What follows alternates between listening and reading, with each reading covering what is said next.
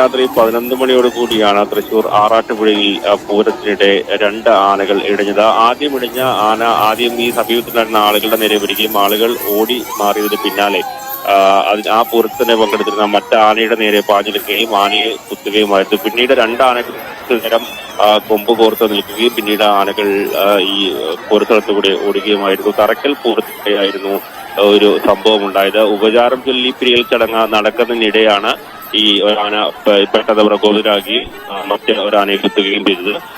എന്തായാലും തുടർന്ന് 2 ആനകൾ കൊമ്പ് പുറത്തു നിന്നു. പിന്നീട് ഈ ആനകൾ മുളങ്ങ് ഭാഗത്തേക്ക് ഓടുകയും ചെയ്തു.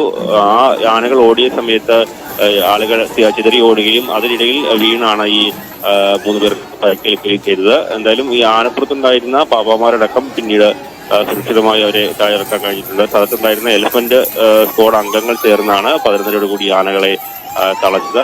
പോലീസും ഇരിഞ്ഞാലക്കുട പോലീസും സ്ഥലത്ത് എത്തുകയും ചെയ്തിരുന്നു. അതിനർത്ഥം അവർ മാറ്റിയാണ് പിന്നീട് ഈ ആനകളെ സുരക്ഷിതമായി തളയ്ക്കാൻ കഴിഞ്ഞത്.